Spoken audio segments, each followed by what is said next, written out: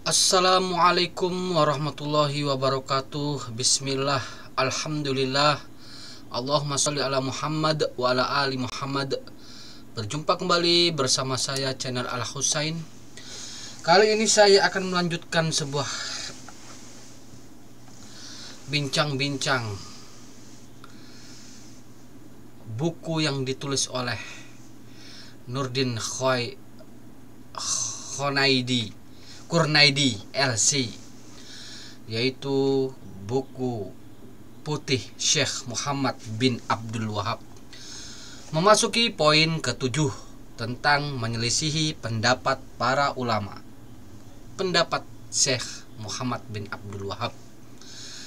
Sebagian orang mengatakan Syekh Muhammad bin Abdul Wahab dalam dakwahnya telah menyelisihi para ulama, tidak menghiraukan perkataan mereka, tidak pula merujuk kepada kitab-kitab mereka.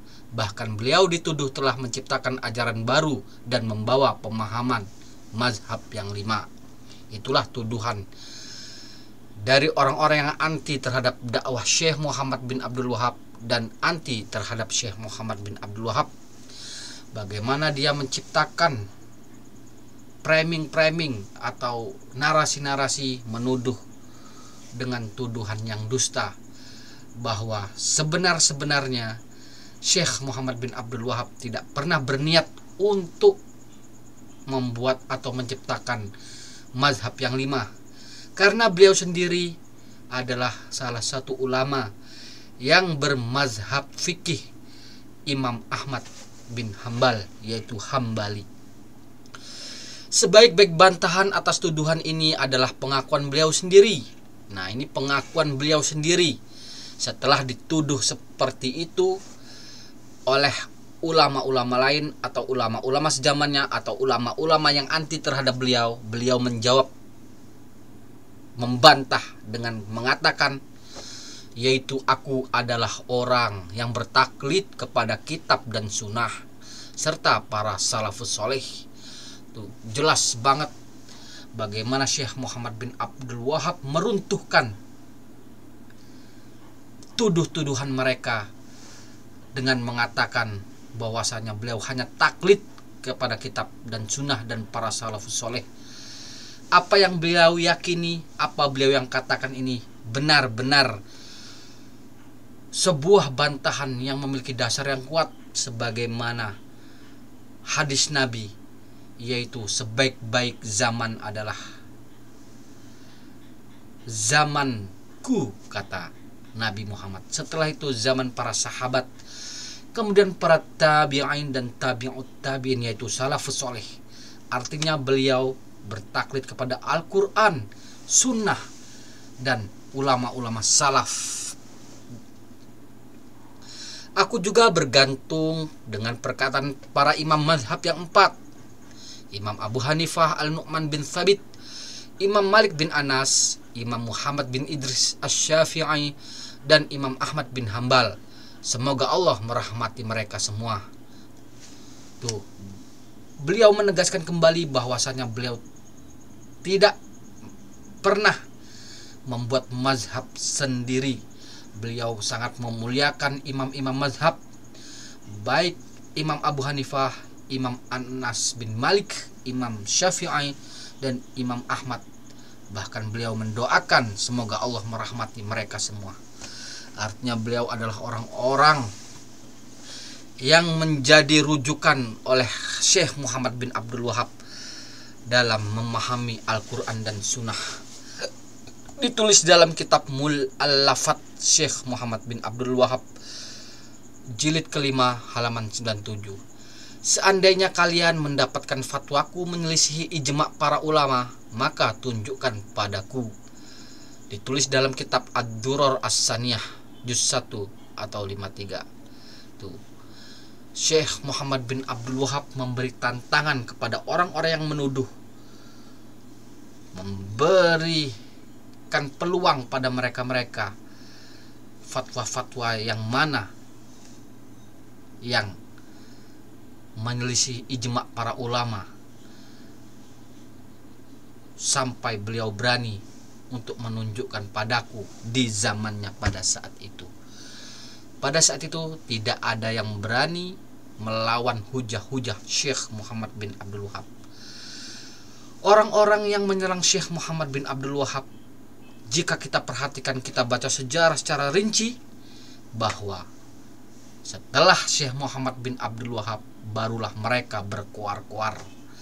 Seperti yang ditulis oleh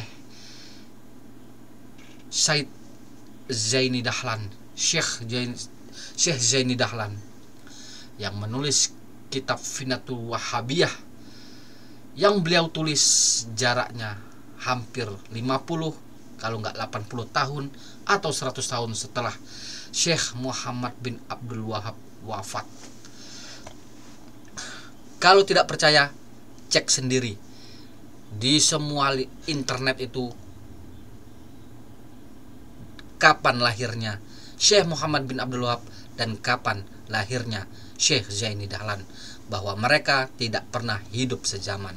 Yang kebanyakan kaum azwaja mengatakan bahwa Syekh Ahmad Zaini Dahlan itu sezaman, itu mengada-ngada, dan yang mengatakan itu sungguh berdusta.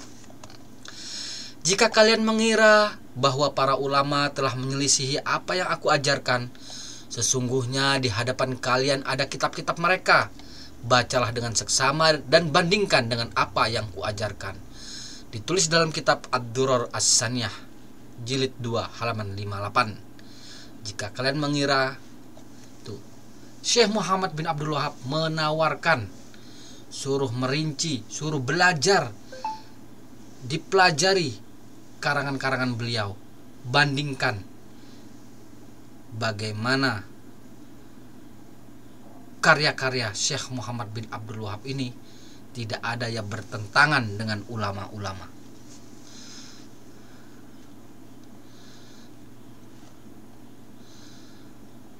Aku selalu membandingkan perkataan orang yang bermazhab Hanafi, Maliki, Syafi'i maupun Hambali dengan perkataan ulama yang mu'tamad terpercaya dalam mazhab tersebut. Ditulis dalam kitab Ad-Durar As-Saniyah, juz 1 halaman 82. Jadi Syekh Muhammad bin Abdul Wahab ini, setiap ada perkataan dari ulama mazhab Hanafi, Maliki, Syafi'i maupun Hambali, semua perkataannya itu beliau banding-bandingkan. Itulah kehebatannya Syekh Muhammad bin Abdul Wahab, mampu untuk meneliti bagaimana kekuatan dari mazhab, ulama-ulama mazhab ini dari segi pendalilan, dan beliau mengambil kesimpulan dari ulama yang terpercaya, maksudnya yang terpercaya dari kalangan mazhab Hanafi maupun Maliki, Syafi'i maupun Hambali. Karena memang kalau kita perhatikan, ulama yang bermazhab Hanafi, Maliki, Syafi'i maupun Hambali itu memang banyak banget, banyak tersebar di mana-mana. Dan beliau ini mempunyai kemampuan untuk memilih yang terpercaya dalam mazhab tersebut. Tuh. Walhasil yang aku ingkari adalah pengkultusan terhadap selain Allah Ta'ala. Maka jika ajaranku bersumber dari pendapatku sendiri, atau dari buku yang tidak terpercaya, atau semata-mata dari hasil taklidku kepada para ulama mazhabku, yaitu mazhab Hambali, maka buanglah jauh-jauh ajaranku. Namun jika ajaranku bersumber dari kitab dan sunnah serta ijma' para ulama dari berbagai mazhab, maka tidak layak bagi orang yang beriman terhadap Allah dan hari akhir untuk menolaknya hanya gara-gara kebanyakan orang di zamannya atau di negerinya menyelisihi ajaran tersebut. Ditulis di dalam kitab Ad-Durar As-Saniyah, juz 1 halaman 76. Jadi Syekh Muhammad bin Abdul Wahab sangat memerangi pengkultusan terhadap para tokoh, apapun namanya, apapun gelarnya. Yang beliau harapkan adalah pengkultusan hanya ditujukan hanya kepada Allah Ta'ala. Dan beliau memberi tantangan kembali, yaitu jika ajaranku bersumber dari pendapatku sendiri, atau dari buku yang tidak terpercaya, atau semata-mata dari hasil taklidku kepada para ulama, maka buanglah jauh-jauh ajaranku. Masya Allah, hebatnya Syekh Muhammad bin Abdul Wahab ini sungguh luar biasa. Bagaimana beliau membuka lebar-lebar, membuka pikiran orang agar tidak mengikuti beliau, tapi mengikuti sunnah dan Al-Quran dan sunnah. Umat disuruh belajar, dan belajar.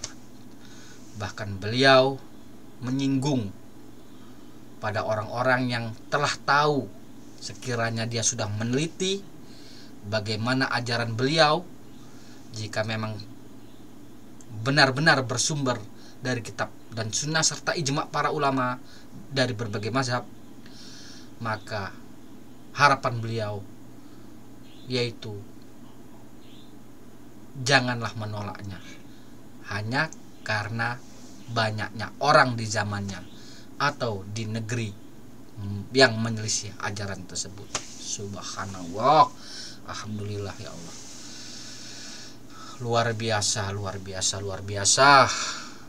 Syekh Muhammad bin Abdul Wahab rahimahullah ta'ala. Semoga Allah menempatkan beliau di tempat yang tertinggi, berkumpul bersama orang-orang yang Allah ridhoi. Dan semoga kita yang hidup bisa mengambil pelajaran, mempelajari kitab-kitabnya. Sungguh dakwah Syekh Muhammad bin Abdul Wahab ini adalah dakwah yang mulia, dakwah yang menjauhkan dari kesyirikan dan kebid'ahan. Dari pertama beliau berdakwah hingga saat ini, keberkahannya sudah hampir seluruh dunia di zaman ini mendapatkan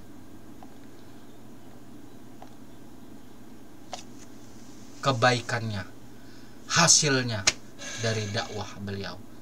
Sekali lagi semoga Allah mengangkat derajat beliau di tempat tertinggi.